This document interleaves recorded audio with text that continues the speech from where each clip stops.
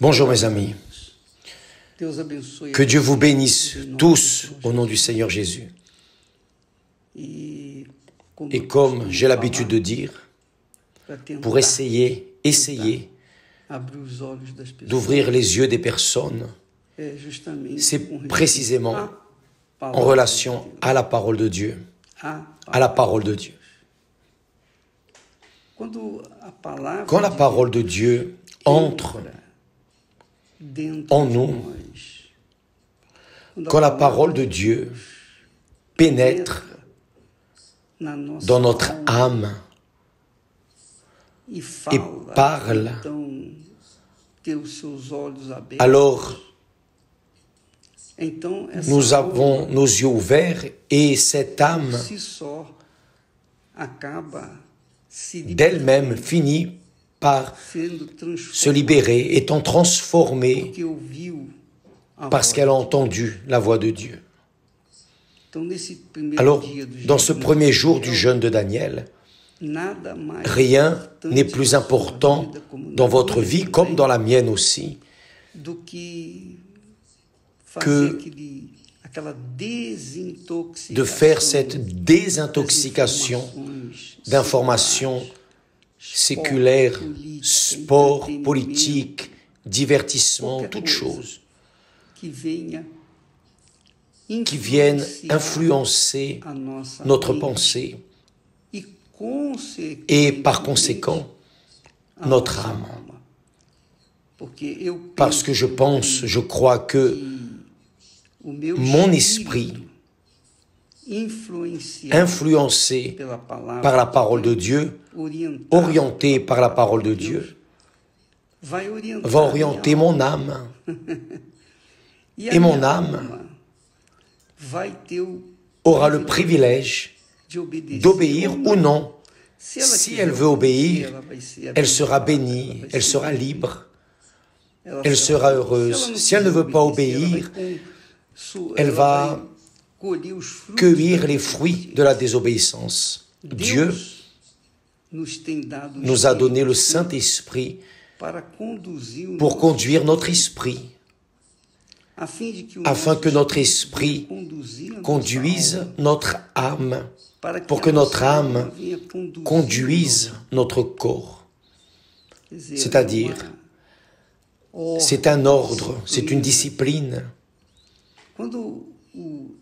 Quand le roi David a dit, il a dit les mots suivants: guéris mon âme, Seigneur,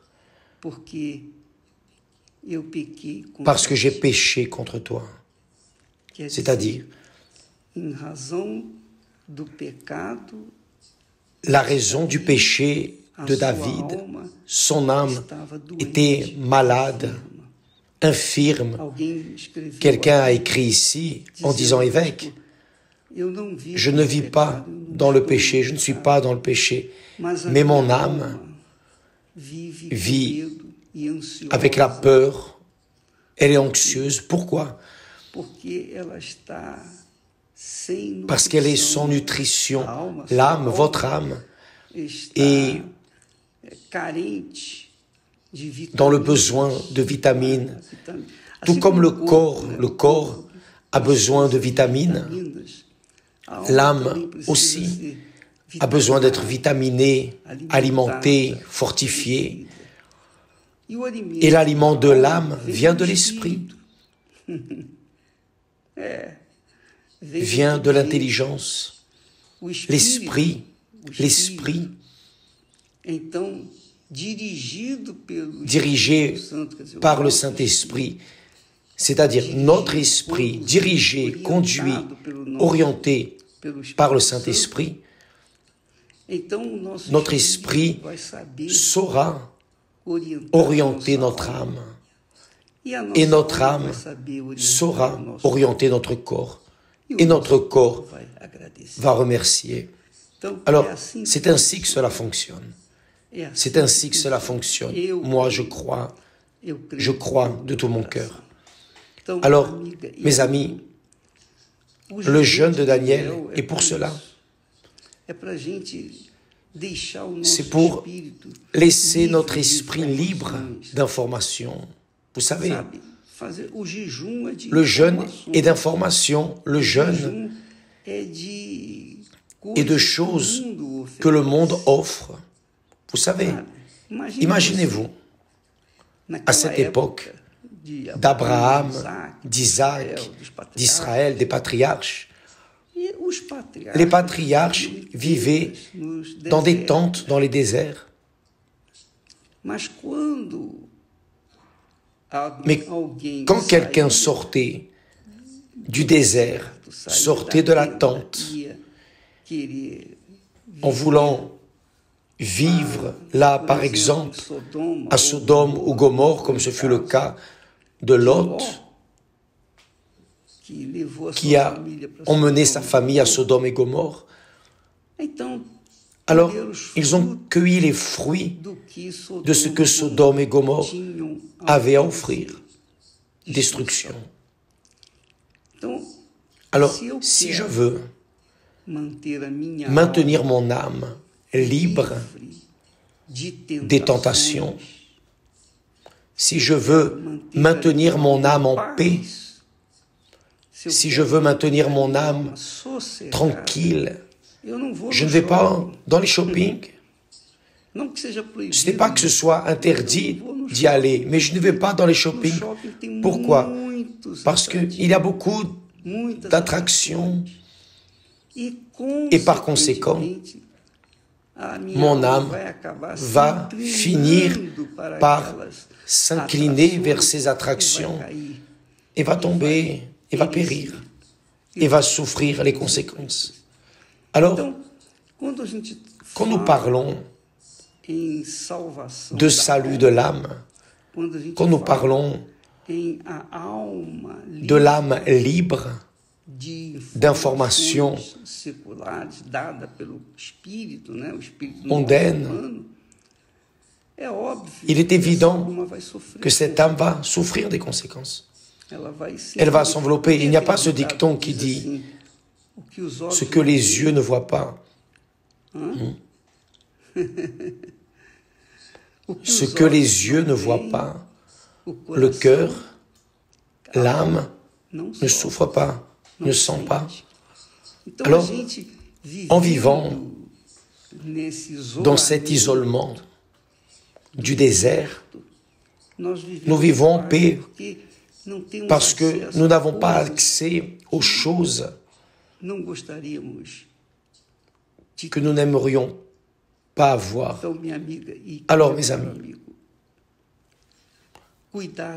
prendre soin de l'âme est une obligation de chacun d'entre nous. Chacun doit prendre soin de son âme, de sa propre âme.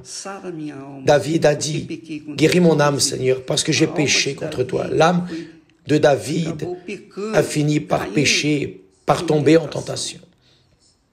C'est pour cela qu'elle souffrait. Alors, mes amis, vous qui vivez dans l'anxiété et la peur, vous qui traversez des moments difficiles dans votre vie, sachez que tout cela arrive. Cela ne veut pas dire que vous êtes en péché, mais peut-être que par manque de nutrition, votre âme est dénutrie. Qu'avez-vous consommé dernièrement? Qu'est-ce que votre âme a bu, a consommé ces derniers temps? Ah, je vais lire un livre d'un grand auteur. Qu'est-ce que cet auteur a à vous donner? S'il est un auteur de Dieu, il va vous donner la parole de Dieu, basée sur la parole de Dieu. Mais s'il n'est pas de Dieu, il va vous passer son esprit et vous allez absorber sa pensée et par conséquent, votre âme va souffrir les conséquences. Alors,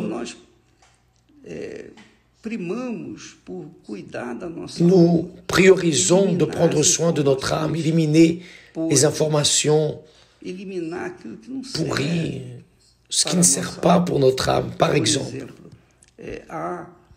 il y a des programmes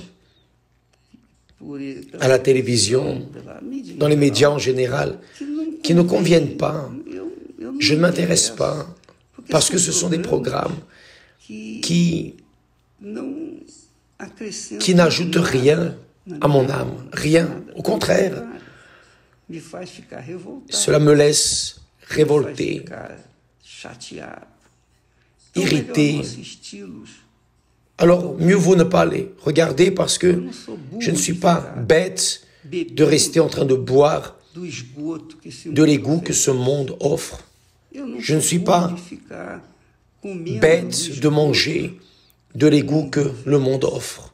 Alors, je préfère rester de mon côté. Mais chacun, évidemment, est maître de son propre nez et chacun suit sa propre pensée, son propre esprit, qui par conséquent oriente son âme. Alors, mes amis, s'il y a une chose que vous devez faire pour être libre de cette affliction, de cette anxiété, qui est l'un des problèmes de l'âme, la peur qui est un problème de l'âme. Si votre âme a peur, c'est parce qu'elle est en doute. Si elle est en doute, c'est parce qu'elle n'est pas dans la foi. Et par conséquent, elle va en souffrir les conséquences en tombant ou non dans le péché. Pourquoi? Parce que elle n'est pas en train de répondre à sa nécessité. Mais quand la personne est de Dieu, quand la personne vit dans la foi, elle a la conscience pure, lavée dans le sang de Jésus. Alors, elle est dans la foi, elle a la certitude du jour d'aujourd'hui, du jour de demain, parce que Dieu est avec elle, il le sera toujours. Elle vit dans cette foi, et c'est pour cela qu'elle reste debout. Mais si cela n'arrive pas, c'est parce que elle a tout simplement ignoré la parole de Dieu qui est vie. La parole de Dieu est vie même pour nos os. La parole de Dieu donne la vie à tout. Qui le reçoit, reçoit Dieu lui-même en soi, le Saint-Esprit. C'est l'Esprit de Dieu. Quand il descend sur une personne, il y fait son habitation. Et cette personne vit sa vie de manière différente de la vie des autres personnes. Alors, c'est ainsi.